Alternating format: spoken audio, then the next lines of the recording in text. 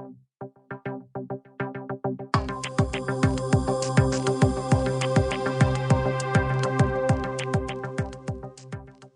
and welcome to the next edition of the Hewlett-Packard Enterprise Voice of the Customer podcast series.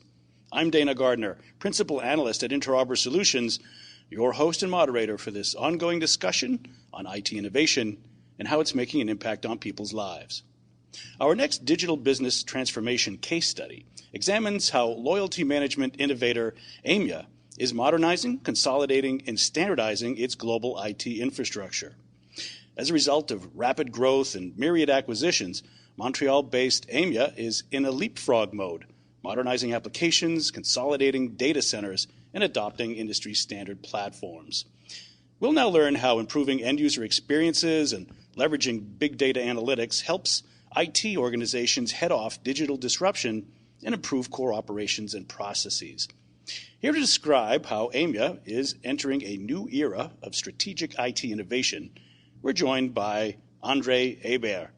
He's Senior Vice President of Technology at Aimia in Montreal. Welcome, Andre. Thank you. We're glad to have you here. Tell me, what are some of the major drivers that have made you seek a common IT strategy? And tell us a little bit about your organization and why having a common approach is now so important. Well, if you go back in time, Aimia grew through a bunch of acquisitions. We started as Aeroplan, Air Canada's frequent flyer, and decided to go in the loyalty space. That was the corporate strategy all along.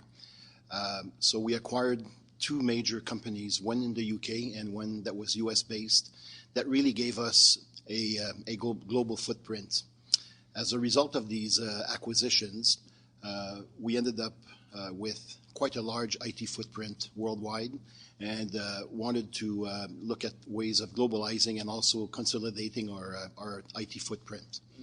Now, for many people, when they think of a loyalty program, it's frequent flyer miles, perhaps points at a specific retail outlet. But this varies quite a bit market to market around the globe. How do you take something that's rather fractured as a business and make it a global enterprise? Well, we actually have split the business into two different business units, if you want. The first one is around coalition loyalty. So this is where Aimia actually runs the program. So one of the good examples is Aeroplan in Canada or Nectar in the UK, where we own the currency, we operate the program, and basically manage all of the coalition partners. So that's one side. The other side is what we call our global loyalty solutions. This is where we actually run loyalty programs for other companies. So we'll set up, through our standard technology, we'll set up a technology footprint within the customer site or preferably in one of our data centers. And we'll actually run the technology, but the program is often white labeled. So Aimia's name doesn't appear anywhere. We actually run it for, banks, all kinds of industries, including CPGs or whatever. Mm-hmm. Now, it's funny, you mentioned the word currency. And as I think about it, loyalty points are almost like money. It is currency. It can be traded. It can be put into other programs. So tell us a little bit about this idea. Are you operating almost like a bank or a virtual currency trader of some sort? You could say that the currency is like money. It is accumulated. If you look at our systems, they're very very similar to bank account systems. So our systems are like banks. If you look at debit and credit transactions, they mimic the accumulation and redemption transactions that our members do. Right. So that's pretty important when it comes to transactions, making sure integration works among systems. Let's look at this from the perspective of your challenge. As you say, you came together through a lot of acquisitions. What's been your challenge from an IT perspective to allow your company to thrive in this digital economy, given that there's a transactional integrity issue, but also a lot of disparity in terms of the types of systems and heterogeneity in systems? Right. So the biggest challenge was how large the technology footprint was. We still operate, many dozen data centers across the globe. The project with HP is to consolidate all of our technology footprint into 4 Tier 3 data centers that are scattered across the globe to better serve our customers. We'll benefit from, best security standards, extremely robust data center infrastructure. So on the infrastructure side, it's all about simplifying, consolidating, virtualizing, using the cloud, leveraging the cloud, but in a virtual private way, so that we also keep our data very secure. That's on the infra side. On the application side, we probably have more applications than we have customers, and one of the big drivers there is we've got a global product strategy. Several loyalty products have now been developed, and what we're doing is slowly migrating all of our customers over to our new loyalty systems that we've created in order to simplify our application portfolios. We have a large number of applications today, and the plan is to try to consolidate all these applications into key products that we've been developing over the last few years. So that's quite a challenge. You're modernizing and consolidating applications. At the same time, you're consolidating and modernizing your infrastructure. It reminds me actually of what HP Enterprise did just a few years ago when it decided to split and to consolidate many data centers. Was that something that attracted you to the Hewlett-Packard Enterprise, that they have themselves gone through a similar activity? Yes, that is one of the reasons. We've gone and shopped around for a partner that could help us in that space, and we thought that HP had the best credentials and the best offer for us to go forward. The virtual private cloud solution that they've offered is both innovative, yet it is virtual and private. So we feel that our customers' data will be significantly more secure than just going to any public cloud. Right. So that's another key issue for you is data privacy and security. Again, if this is like currency. If transactions are involved and you're also dealing with multiple markets, different regulatory agencies, different regulatory environments, that's another complication. How is consolidating applications and modernizing infrastructure at the same time helping you to manage these compliance and data protection issues? Yeah, so the modernization and the infrastructure consolidation is in fact helping greatly in continuing to secure and meeting ever more difficult security standards such as PCI, DSS 3.0. So clearly that's, we through this process, we're going to raise the bar significantly over data privacy. Well, for a lot of organizations, Andre, they don't necessarily know how to start. There's so much to go and do when it comes to apps, data, infrastructure modernization, moving to a virtual private cloud in your case. Do you have any thoughts about how to chunk that out, how to prioritize? Or are you making this sort of a big bang approach where you go and do it all at once and try to do it as rapidly as possible? Do you have a philosophy about how to go about something so complex? We've actually scheduled the whole project. It's a 2-year journey into the new HP world. And we decided to attack it by region. Started with Canada and US, so if you could say North America, then moved on to zooming into Asia Pacific, and the last phase of the project is to do Europe. So we decided to go geographically. The program is actually run centrally from Canada, but we've got boots on the ground in all of those regions, and HP's taken the lead in the actual technical work. Aimia does the support work, providing documentation, helping with all of the intricacies of our systems and infrastructure. But it's a co-led project with HP doing the actual heavy lifting. Now, something about costs comes to mind when you go standard. Sometimes there's some upfront costs. You have to go over that leapfrog, that hurdle, but your long-term operating costs can be significantly lower. What is it about the cost structure? Is it the standardized infrastructure platforms? Are you using cheaper hardware? Is it open source software? All the above? How do you factor this as a return on investment type of an equation? It's all of the above. What the project will allow us to do, because we're actually right in the middle of this project.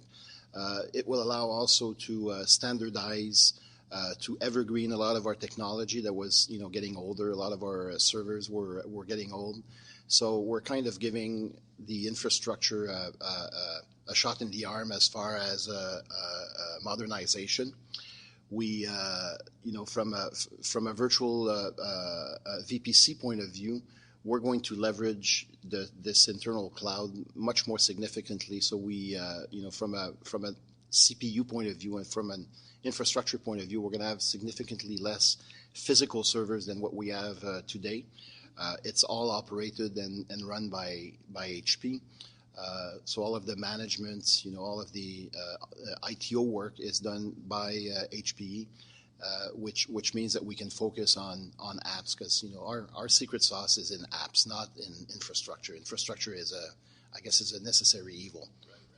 Well, that brings up another topic, DevOps. When you're developing or modernizing or having a continuous development process for your applications, if you have that cloud and infrastructure in place and it's modern, that can allow you to do more with the development phase. Is that something you've been able to measure at all in terms of ability to generate or update apps more rapidly? We're just dipping our toe into advanced DevOps, but definitely there are some benefits around that. So we're currently very much focused on trying to get more value from it. Sure. When you think about ROI, there's of course those direct costs on infrastructure, but there's ancillary benefits in terms of agility, business innovation, being able to come to market faster with new products and services. Is that something that is a big motivator for you? And do you have anything to demonstrate yet in terms of how that could factor? We're very much focused right now on what I would say is relationship 1.0. But HP was selected as a partner, for their ability to innovate. They also are in a transition phase, as we all know. So we definitely, while we're focused on getting the heavy lifting done, we're focusing on innovation, focusing on new projects with HP, and we actually call that the 2.0 relationship. Very good. For others who are looking at similar issues, consolidation, modernization, reducing costs over time, leveraging cloud models, any words of advice now that you're into this journey as to how to best go about it, or maybe things to avoid? I would say that once we first looked at this, we thought that we could do a lot of that work ourselves, the consolidation.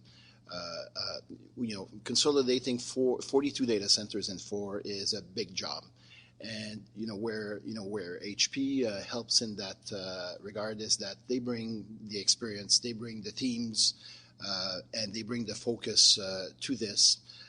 I would say that we probably could have done it ourselves. It probably would have cost more. It probably would have taken longer. And one of the benefits that I also see is that HP manages thousands and thousands and thousands of servers.